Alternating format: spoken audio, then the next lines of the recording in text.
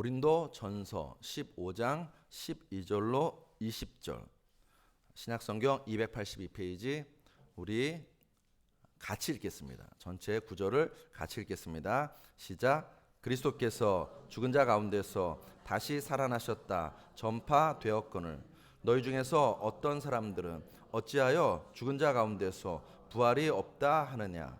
만일 죽은 자의 부활이 없으면 그리스도도 다시 살아나지 못하셨으리라.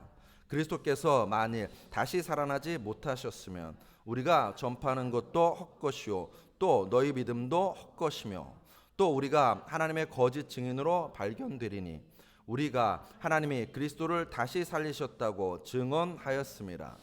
만일 죽은 자가 다시 살아나는 일이 없으면 하나님이 그리스도를 다시 살리지 아니하셨으리라. 만일 죽은 자가 다시 살아나는 일이 없으면 그리스도도 다시 살아나신 일이 없었을 터이요 그리스도께서 다시 살아나신 일이 없으면 너희의 믿음도 헛되고 너희가 여전히 죄 가운데 있을 것이요 또한 그리스도 안에서 잠자는 자도 망하였으리니 만일 그리스도 안에서 우리가 바라는 것이 다만 이 세상의 삶뿐이면 모든 사람 가운데 우리가 더욱 불쌍한 자이리라. 그러나 이제 그리스도께서 죽은 자 가운데서 다시 살아나사 잠자는 자들의 첫 열매가 되셨도다. 아멘. 아멘. 이 말씀에 근거하여서 부활신앙의 부활신앙의 부활이라는 말씀을 함께 나누도록 하시겠습니다. 한번 따라 하시겠습니다. 부활신앙의 부활. 다시 한번 더요. 부활신앙의 부활. 아멘. 여러분 그 목사님들이 제일 어려워하는 설교가 절기 설교예요. 그래서 목사님들 이렇게 절기 설교 보면은 특히 부활절 같은 경우에는 되게 어려워하세요. 어려워하시고 힘들어하시고 뭐 저도 마찬가지입니다. 마찬가지고 그래서 어떤 목사님들 같은 거는 이런 제목 다시고서는 설교하실 때도 있습니다. 부활은 역사다 해가지고 예수님의 부활이 역사인 것을 막 이렇게 설명하시는 그런 설교도 하시는 경우가 있는데 저는 모르겠어요. 일관되게 제가 부활절마다 전하는 메시지는 본문도 다르고 내용도 다르지만 항상 일관되게 제가 부활절마다 전하는 메시지는 똑같습니다. 뭐냐면 오늘 제목 그대로입니다. 부활신앙의 부활입니다. 부활. 자, 오늘 그 은혜를 여러분하고 저하고 함께 나누게 될 줄로 믿습니다. 부활절을 앞두고 교회학교 선생님께서 아이들에게 이렇게 플라스틱 계란을 나누어 주었습니다. 이 플라스틱 계란은 이렇게 돌리면 뚜껑이 열리는 그런 계란이었습니다. 선생님께서는 아이들에게 이야기하셨어요. 얘들아, 다음 주일이 부활주일이니까 너희들이 생각할 때에 예수님의 부활을 가장 잘 상징하는 것을 하나씩 이 안에 넣어오렴이라고 아이들한테 얘기했습니다. 그리고 다음 주가 되었어요. 아이들은 각자 그 플라스틱 계란 안에 하나씩 넣어왔어요. 어떤 아이는 꽃을 넣은 아이도 있고 어떤 아이는 나비를 넣은 아이도 있고 어떤 아이는 파릇파릇한 새싹을 넣은 아이도 있습니다. 아이들은 각자 자기 것이 예수님의 부활을 가장 잘 상징한다고 막 주장했습니다. 그때에 이 선생님께서 누구를 주목하였냐면 그 반에 정서장애우가 있었습니다. 필립이라는 아이입니다. 선생님께서는 이 아이가 무엇을 가지고 왔는지 정말 궁금하셨어요. 그래서 필립에게 물었습니다. 너는 무엇을 가지고 왔니? 반 아이들도 궁금했습니다. 반 아이들은 장난 반, 재미 반으로 이 아이가 무엇을 가지고 왔는지 궁금했어요. 필립은 조심스럽게 이 플라스틱 계란을 열었습니다. 근데 아무것도 없는 거예요. 그러자 반 아이들은요 막 손가락질 하면서 낄낄거리고 막 웃었습니다. 비웃었습니다. 근데 그때 이 정서장애우 필립이 조심스럽게 이야기해요. 예수님의 무덤은 비었잖아요. 사랑하는 성도 여러분, 주님의 무덤은 빈 무덤입니다. 예수님 부활하셨습니다. 사망 권세 깨뜨리고 부활하셨습니다. 믿습니까? 아멘. 그 믿음이 있다면 여러분과 제가 반드시 따라 믿어야 할 것이 있습니다. 그게 뭐냐면 여러분과 저도 부활한다는 것입니다. 사람들은 말해요. 죽으면 그만이지? 한 번 죽지 두 번 죽냐? 그렇게 이야기합니다. 아닙니다. 우리의 삶은 죽으면 그만이 아닙니다. 여러분과 저, 아니 예수 안 믿는 세상 사람들까지도 모두 다 반드시 부활합니다. 부활합니다. 이 부활이 있기에 예수님의 십자가 사건이 의미 있고 가치가 있는 것입니다. 오늘 보면 14절에 보시면 그리스도께서 만일 다시 살아나지 못하셨으면 우리가 전파하는 것도 헛것이요 또 너희의 믿음도 헛것이며, 예수 부활이 없다면 다 헛것이라는 것입니다. 십자가도 헛것, 예배도 헛것, 기도도 헛것, 헌신하는 것도 헛것이라고 이야기합니다. 부활이 없다면 우리는 가장 불쌍한 자라고까지 성경은 이야기합니다. 오늘 보면 19절에 보시면 만일 그리스도 안에서 우리가 바라는 것이 다만 이 세상의 삶뿐이면 모든 사람 가운데서 우리가 더욱 불쌍한 자이리라. 그렇죠. 여러분 생각해 보세요. 여러분 주일 아침에, 또 세상 사람 말로 하면 일요일 아침에 얼마나 꿀 같은 시간입니까? 잠을 더 자고 싶죠. 또 뿐입니까? 주일날 오면은요 부활주일이라고 우리는 또 헌금까지 합니다. 근데 그것이 아무런 의미가 없다면 우리는 가장 불쌍한 자라는 것입니다. 우리가 이 땅에서, 이 세상에서 잘 먹고 잘 사는 것만 바라면서 예수를 믿는다면 여러분과 저는 가장 불쌍한 자라고 성경은 이야기합니다. 충격이죠. 그런데 바울은 여러분과 저에게 더한 충격을 안겨줍니다. 고린도전서 15장 32절에 보시면 바울이 이런 이야기를 해요. 내가 사람의 방법으로 에베소에서 맹수로 더불어 싸웠다면 내게 무슨 유익이 있으리요? 죽은 자가 다시 살지 못한다면 내일 죽을 터이니. 그 다음 뭐라고 하느냐? 바울이 먹고 마시자 하리라. 예수 부활이 없다면 나는 될 대로 되라는 식으로 살겠다는 것입니다. 누가 그 이야기를 하면요, 바울이 그 이야기를 하는 것입니다. 바울은 말합니다. 부활이 없어? 그러면 나는 세상 사람과 똑같이 쾌락과 음란과 방탕함을 즐기면서 마음껏 즐기면서 살겠다는 것입니다. 그런데 바울은 그렇게 살지 않아요. 왜요? 예수님 부활하셨거든요. 왜요? 우리의 삶도 부활할 거기 때문입니다. 그래서 고린도전서 15장 32절을 제가 메시지 성경으로 좀 다시 읽어드리겠습니다. 한번 잘 들어보세요. 여러분은 내가 에베소에서 나의 최후가 되지 않기를 바라면서 사나운 짐승들과 싸울 때 그것이 단지 영웅처럼 행동하고 한 것에 불과하다고 생각합니까? 결코 그렇지 않습니다. 그러면서 말해요. 내가 행하고 말하는 것, 내가 사는 방식을 뒷받침하는 것은 부활, 언제나 부활입니다. 부활이 없다면 우리는 내일이면 죽을 테니 먹고 마시자 할 것입니다. 우리가 잘 아는 것처럼 바울은 굉장히 부와 명예와 권세를 가지고 있었습니다. 그런데 그런 바울이 다메섹도에서 부활의 주님을 만나고 난 다음에 그 부와 명예와 권세를 버립니다. 왜요? 예수님 부활하셨거든요. 그리고 바울은 살아갑니다. 어떻게 살아갑니까? 오직 예수만을 전하면서 부활의 주님을 자랑하면서 살아갑니다. 왜요? 부활이 있기 때문이라는 것입니다. 바울은 자신의 삶의 근간이 부활이라고 고백합니다. 바울은 부활신앙으로 살아가고 있습니다. 여러분과 저는 어떻습니까? 여러분과 저의 삶을 견인하는 것은 무엇입니까? 여러분과 저의 삶을 뒷받침하는 것은 무엇입니까?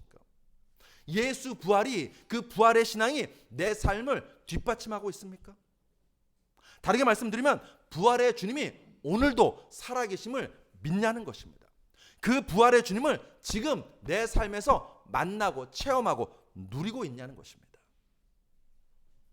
여러분, 예수 부활은 2000년 전의 역사적인 사건입니다. 동시에 부활의 주님은 오늘 지금 여기서 일어나는 현재적인 사건입니다. 예수 부활이 살아나셨음, 과거에 살아나셨음을 강조하는 호칭이라면 부활의 주님은 지금 여기 내 삶에 살아계심을 강조하는 호칭입니다. 부활신앙이란 부활의 주님이 오늘 지금 바로 여기에 살아계심을 믿는 것입니다. 오늘 바로 지금 여기에 살아계신 그 부활의 주님이 나를 살리심을, 다시 살리심을 믿는 것이 부활신앙입니다. 성경 한 구절을 찾겠습니다. 자, 멀리 찾은 거 아니에요. 고린도전서 15장 45절입니다. 고린도전서 15장 45절입니다. 다 찾으셨죠? 우리 큰 소리로 같이 읽어보겠습니다. 시작. 기록된 바 첫사람 아담은 생명이 되었다 함과 같이 마지막 아담은 살려주는 영이 되었나니. 저는 제가 이 설교 준비하면서 이 말씀에 얼마나 은혜 받았는지 모릅니다. 다시 읽어드립니다. 기록된 바 첫사람 아담은 생명이 되었다 함과 같이 마지막 아담은 뭐라고요? 살려주는 영이 되었나니. 살려주는 영에 밑줄을 쫙 그어보십시오.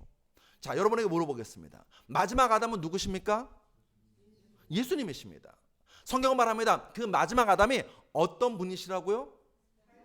살려주는 영이시랍니다. 자, 그럼 묻겠습니다. 그 살려주는 영이신 부활의 주님은 누구를 살려줄까요? 아멘, 아멘. 다시 묻습니다. 그 살려주는 영이신 부활의 주님은 누구를 살려줄까요? 큰 소리 대답하셔야죠. 다시 묻습니다. 그 살려주는 영이신 부활의 주님은 누구를 살려줄까요? 아멘. 우리를 살려주십니다. 우리를 살리십니다. 우리의 죽은 신앙을 살리십니다. 우리의 죽은 꿈을 살리십니다. 우리의 죽은 가정을 살리십니다. 우리의 죽은 미래를 살리십니다. 우리의 죽은 일터도 살리십니다. 우리의 죽어있는 자녀들, 우리의 가정도 다시 살리실 줄로 믿습니다. 성경에 그 얘기하지 않습니까? 살려주는 영이시라고. 부활은 2000년 전의 과거의 사건만이 아닙니다. 부활은 장차 미래 우리가 다시 사는 사건만이 아닙니다. 부활은 오늘 지금 현재적인 사건인 줄로 믿습니다. 요한복음 5장 24절로 25절 우리 같이 읽어보겠습니다. 시작. 내가 진실로 진실로 너희에게 이르노니 내 말을 듣고 또 나 보내신 이를 믿는 자는 영생을 얻었고 심판에 이르지 아니하나니 사망에서 생명으로 옮겼느니라. 진실로 진실로 너희에게 이르노니 죽은 자들이 하나님의 아들의 음성을 들을 때가 오나니 곧 이때라. 듣는 자는 살아나리라. 예수님 말씀하십니다. 이때라고, 지금이라고, 바로 오늘이라고. 오늘 바로 지금 여기서 우리는 듣는 자는 살아납니다. 내 삶에 실패한 것, 내 삶에 어두운 것, 내 삶에 죽어있는 것들이 다시 살아납니다. 왜요? 살려주는 영이신 예수님께서 우리를 다시 살리신다고 분명 약속하셨기 때문입니다. 그래서 여러분과 저는요, 그 부활의 주님을 만나면 이전과 전혀 다른 삶을 오늘 지금 바로 여기에서 살 수 있습니다. 그래서 김명봉 목사님은 부활에 대해서 이렇게 정의했어요. 저는 이 정의 참 좋아합니다. 한번 들어보세요. 부활은 죽었던 사람이 다시 살아나는 소생이 아닙니다. 부활은 죽었던 과거의 생으로 다시 돌아가는 것이 아니라 과거의 생과는 전혀 다른 생명으로 나아가는 것입니다. 부활의 주님을 만나면 우리가 오늘 지금 여기에서 새로운 삶으로 나아간다는 것입니다. 예수 부활이 내 부활이면 우리는 이전과 전혀 다른 사람이 된다는 것입니다. 당연해요. 당연해요. 여러분, 아이들이 입학식만 앞두어도 달라져요. 달라질 수밖에 없어요. 결혼식을 앞둔 자매, 출산을 앞둔 세대 달라져요. 여러분, 결혼식을 앞둔 민지자매님이 얼마나 달라지셨습니까? 옛날에도 아름다운데 결혼식을 앞두니까 더 아름답게 달라졌어요. 결혼식을 앞두면요 달라져요. 달라집니다. 출산을 앞두면요 더더욱 달라집니다. 결코 이전 과거의 삶으로 돌아갈 수 없습니다. 옛 것으로 돌아갈 수 없습니다. 이전의 삶을 살지 못합니다. 왜냐하면 더 나은 삶, 완전히 새로운 삶이 내 앞에 있기 때문에 입학식만 앞두어도, 결혼식만 앞두어도, 출산만 앞두어도 전혀 다른 삶을 살기 시작합니다. 예수 부활은 그런 것입니다. 부활의 주님은 장차 우리의 영혼을 바꾸십니다. 동시에 부활의 주님은 오늘 지금 바로 여기에서 우리의 삶도 새롭게 다시 살리신 줄로 믿습니다. 그래서 부활의 주님을 만나면 어제와 똑같은 삶을 결코 살지 못해요. 멀리 갈 것 없습니다. 성경에 나오는 제자들을 보십시오. 그 제자들이 부활의 주님을 만났습니다. 그러더니 그들의 삶이 달라졌습니다. 사도행전 5장 41절에 사도들은 그 이름을 위하여 능욕받는 일에 합당한 자로 여기심을 슬퍼했다고요? 원망했다고요? 불평했다고요? 기뻐하면서 공의 앞을 떠나느라. 유대 종교 지도자들이 제자들을 붙잡았습니다. 매를 칩니다. 감옥에 가둡니다. 그런데 그들은요 원망하지 않습니다. 불평하지 않습니다. 도리어 기뻐한다고 나옵니다. 로또에 맞은 것이 아니라 매를 맞았는데 그들은요 그 부활의 주님 예수를 만났기 때문에 그들은 그것조차도 기쁘다고 말합니다.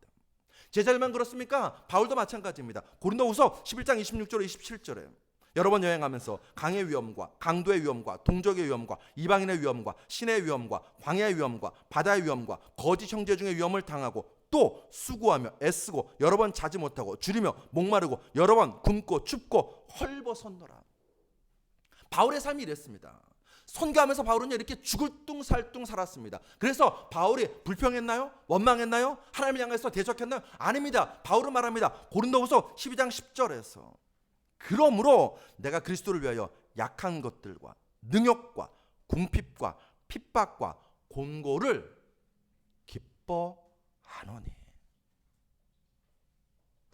뭐 이런 사람들이 다 있죠. 여러분 우리 중에서 능욕당하고 핍박당하고 무시당하고 가난한 거 좋아하는 사람 있습니까? 우리는 할 수만 있으면요 편안한 삶, 안락한 삶, 행복한 삶을 살기를 바랍니다. 여러분 부활의 주님을 만나기 전까지 제자들도 바울도 그랬었습니다. 그런데 부활의 주님을 만나고 난 다음에 그들은요 이전과 전혀 다른 새로운 삶으로 나아가게 되었던 것입니다. 성경 제가 몇 구절을 좀 읽어드리겠습니다. 한번 들어보세요. 마태복음 13장 44절에 천국은 마치 밭에 감추인 보화와 같으니 사람의 이를 발견한 후 숨겨두고 기뻐하며 돌아가서 그 다음 뭐 한다고요? 자기의 소유를 다 팔아 그 밭을 사느니라. 세상 사람이 보면요 이해 못할 일입니다. 근데 그러고 있어요. 전혀 다른 삶을 삽니다. 또 읽어드립니다. 사도행전 4장 36절 37절 구브로에서 난 레위족 사람이 있으니 이름은 요셉이라. 사도들이 일컬어 바나바라. 번역하면 위로의 아들이라니. 그가 밭이 있음에 팔아 그 값을 가지고 사도들의 발 앞에 두니라. 자기의 전 재산을 하나님께 드립니다. 또 빌보서 3장 8절에서는요. 또한 모든 것을 다 해로 여김은 내 주 그리스도 예수를 아는 지식이 가장 고상하기 때문이라. 내가 그를 위하여 모든 것을 잃어버리고 배설물로 여기면 그리스도를 얻고. 이 세 가지 말씀들이 의미하는 바는 가치관의 전복이에요. 다시요. 이 세 가지 말씀들이 의미하는 바는 공통된 바는 가치관의 전복입니다. 부활의 주님을 만나고 난 후 그들의 삶 가운데서 가치관의 전복이 일어났습니다.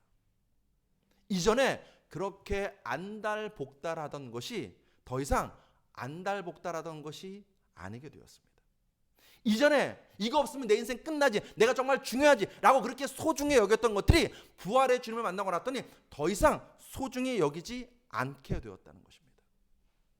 세상 즐거움 다 버려요. 세상 자랑 다 버려요. 주 예수가 이 세상 부귀보다, 이 세상 행복보다, 이 세상 보아보다 더 귀하다고, 더 좋다고 자랑하고 노래하고 찬양합니다. 너무나 기쁘게 그런 삶을 삽니다. 사랑하는 성도 여러분, 이 신앙이 부활하시기를 주의 이름으로 축복합니다. 예수님 살려주는 영이심을 믿는 그 신앙이 부활하시기를 축복합니다. 예수 부활, 내 부활, 예수 생명, 내 생명이라는 부활 신앙이 부활하는 것입니다. 오늘날 우리에게 가장 긴급한 것은 부활 신앙의 부활입니다. A.W. 토저 목사님이 현대 그리스도인들을 겁쟁이라고 꾸짖었어요. 자, 그분이 이야기합니다. 예수님은 십자가에 못 박혀 돌아가셨다. 야고보는 칼로 죽임을 당했다. 바울은 목이 잘렸다. 요한을 제외한 모든 사도들은 순교했다. 사도 요한도 결국 반모섬에 유배되었다. 교회 역사는 냉대와 핍박과 순교의 역사이다. 그런데 그리스도인이라는 우리가 이런 교회 역사를 잘 알면서도 사람들의 따돌림을 두려워하고 있지 않은가? 현대 그리스도인들이 너무 약해 빠졌다는 것입니다. 아니라고 할 사람이 있을까요? 예수님은 사망 권세 이기시고 부활하셨는데 여러분과 저는 세상에 전전긍긍하면서 세상의 눈치 보지 않습니까? 부활을 소망하면서 살아가기보다는 세상 사람과 똑같은 삶을 살아가고 있지 않냐는 것입니다. 여러분, 바울은 큰 소리로 꾸짖었어요. 고린도전서 15장 55절에 우리 한번 같이 읽어보겠습니다. 시작. 사망아 너의 승리가 어디 있느냐? 사망아 내가 쏘는 것이 어디 있느냐? 바울은 꾸짖습니다. 사망 두렵지 않아. 가난 두렵지 않아. 질병 두렵지 않아. 절망 두렵지 않아. 세상의 반대 두렵지 않아. 세상 사람들의 반대 핍박과 두렵지 않아. 아까마기도 두렵지 않다고 이야기합니다. 두렵지 않은 정도가 아니라 나는 예수 안에서 승리했다고 바울은 선포해요. 고린도전서 15장 57절로 58절에 우리 주 예수 그리스도로 말미암아 우리에게 승리를 주신 하나님께 감사하노니 그러므로 내 사랑하는 형제들아 견실하며 흔들리지 말며 항상 주의 일에 더욱 힘쓰는 자들이라. 이는 너희 수고가 주 안에서 헛되지 않은 줄 알미로다. 바울이 목소리를 높이고 있는 것은 고린도전서 15장입니다. 부활장입니다. 바울에게는 부활신앙이 있었습니다. 예수 부활, 내 부활이었습니다. 그 부활의 주님이 내 안에서 지금 살아 역사하시기 때문에 바울은 말합니다. 사망, 가난, 질병, 저주 두렵지 않다라고 선포하는 것입니다. 혹시 12제자니까 바울이니까 이런 말을 하지라고 생각되십니까? 서울 마포구 합정동에 가면 양화진 외국인 선교사 묘원이 있습니다. 언제 한번 여러분하고 같이 가고 싶은데 거기에는 15개 국에서 온 선교사님들과 그 가족, 자녀들이 붙여 있습니다. 417기가 맞나요? 네, 417기가 안장되어 있습니다. 여러분, 누구도 이분들에게 그 당시 조선은 이름도 없는 나라였습니다. 그런데 그 이름도 모르는 나라에 가라고 등 떠밀지 않았습니다. 그 당시 조선은요, 생명의 위협이 도사리고 있는 나라였습니다.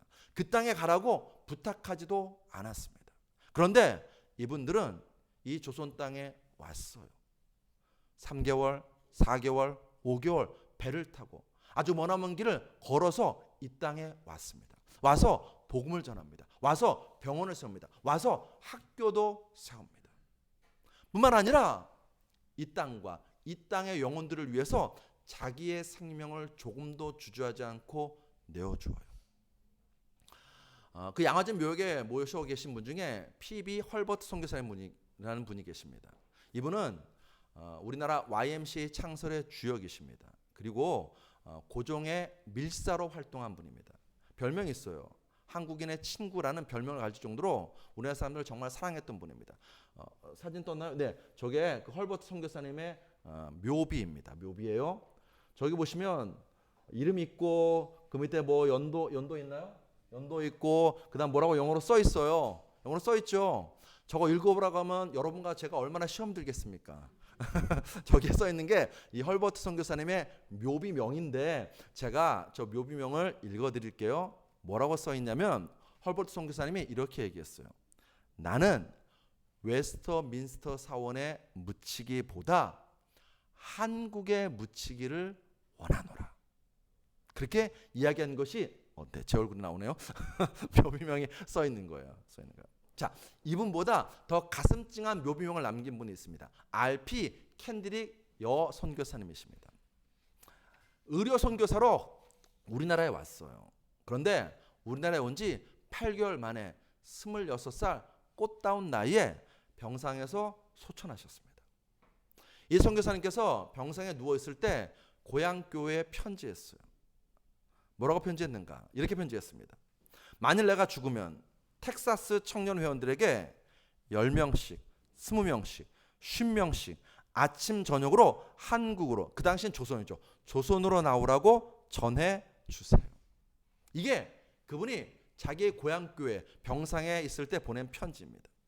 안타깝지만 아까 말씀드린 것처럼 8개월 만에 조선 땅에 온 지 8개월 만에 소천하셨습니다. 자, 이번에 묘비도 한번 보시겠습니다. 사진 한번 띄워주세요. 네, 저게 루비 캔드 저기 RP 캔드릭 선교사님 묘비입니다. 네, 맞죠? 캔드릭 선교사님 묘비예요. 자, 저게 묘비인데 저 위에 보시면 글자가 새겨져 있어요. 그 다음 사진 한번 넘겨주시겠어요? 저 글자가 새겨져 있습니다. 저건 읽히시죠? 네, 제가 읽지는 않겠습니다. 제가 읽으면 발음이 안 좋기 때문에 제가 읽지 않고 해석해드리겠습니다. 이 여선교사님이 뭐라고 이야기했냐면 그 이야기가 저기에 묘비에 써 있는 거예요. 뭐라고 이야기했냐면 나에게 1000개의 생명이 주어진다 해도 그 모두를 한국에 바치리라. 하나님께서 내게 1000번의 생명을 주시면 그 1000번 모두의 생명을 한국, 조선 땅에 조선 영혼들을 위해서 바치겠다는 것입니다. 이분들은 복음을 줄 뿐만 아니라 자신의 생명까지 이 땅에 내주었습니다. 왜 이렇게 사셨을까요? 어떻게 이렇게 살 수 있었을까요? 바보가라서? 아닙니다. 이분들은 부활의 주님을 만난 거예요. 그래서 세상 명예, 세상 자랑, 세상 부귀 아무것도 아님을 깨달은 것입니다. 그리고 이전과 전혀 다른 삶으로 나아가기 시작한 것입니다. 예수 부활이 내 부활되고 부활의 주님을 만나자 이전과 전혀 다른 삶을 살기 시작한 것입니다. 사랑하는 성도 여러분, 우리 예수 믿으시죠? 예수 믿으시죠? 그러면 여러분과 제가 그리스도인답게 살고 싶지 않나요? 저 양화진에 묻혀있는 저 외국인 선교사님처럼 정말로 부활의 주님을 만나서 전혀 다른 삶을, 세상 사람들과 전혀 다른 삶을 살고 싶지 않나요? 그러려면 여러분과 제가 부활의 주님을 만나셔야 돼요. 오늘 바로 지금 여기에서 내 삶의 자리에서 부활의 주님을 만나는 것입니다. 그 부활의 주님을 만나려면요, 간단합니다.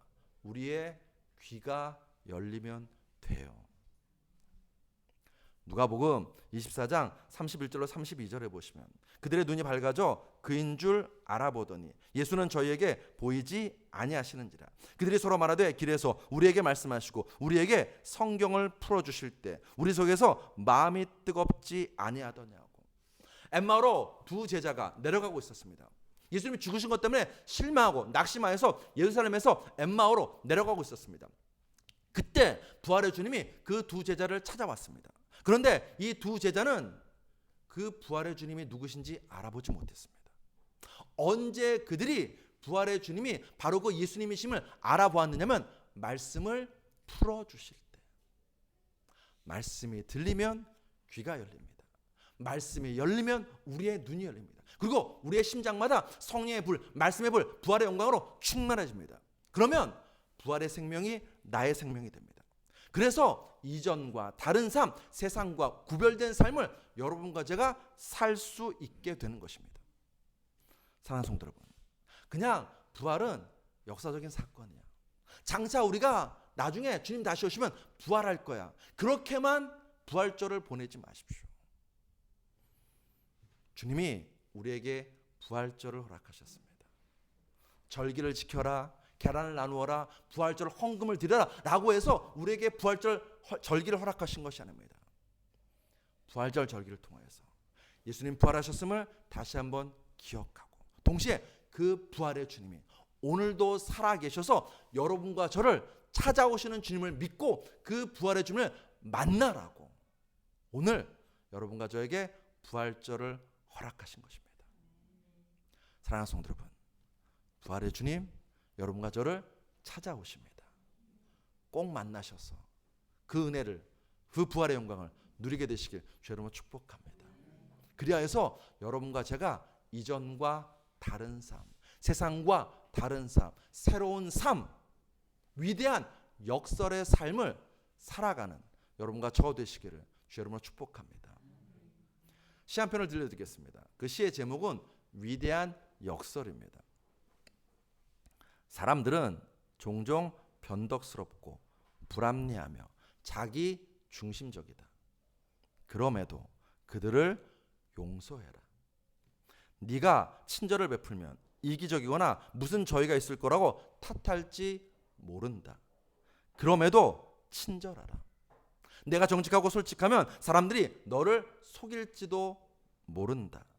그럼에도 정직하고 솔직하라. 내가 오랫동안 쌓아올린 것을 누군가 하룻밤새 무너뜨릴지도 모른다.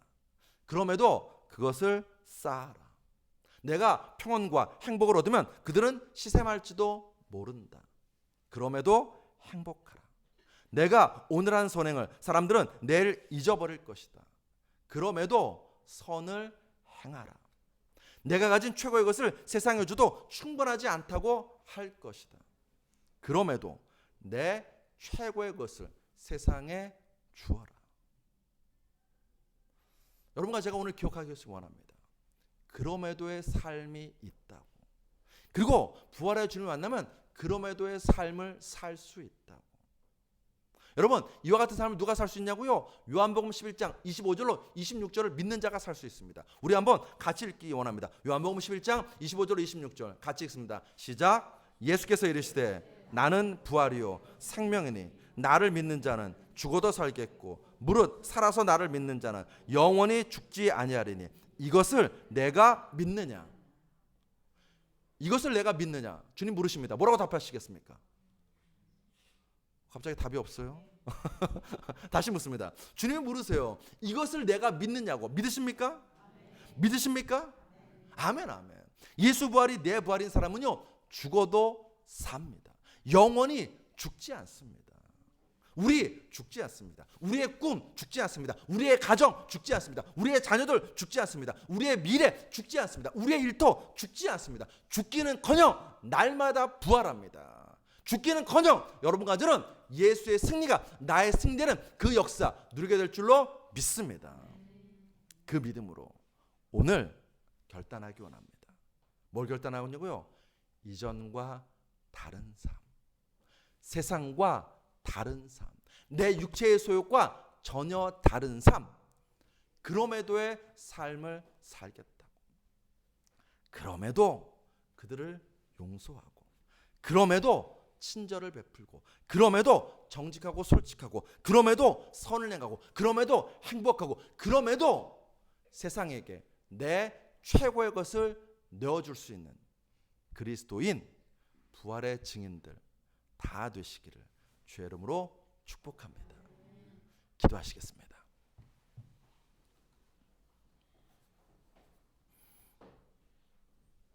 주님, 사망 권세에 계시고 부활하셨음을 믿습니다. 찬양합니다. 노래합니다. 그리고 또 오늘 주님 우리에게 말씀하셨습니다. 그 부활의 주님은 살려주는 영이심을 말씀하셨습니다.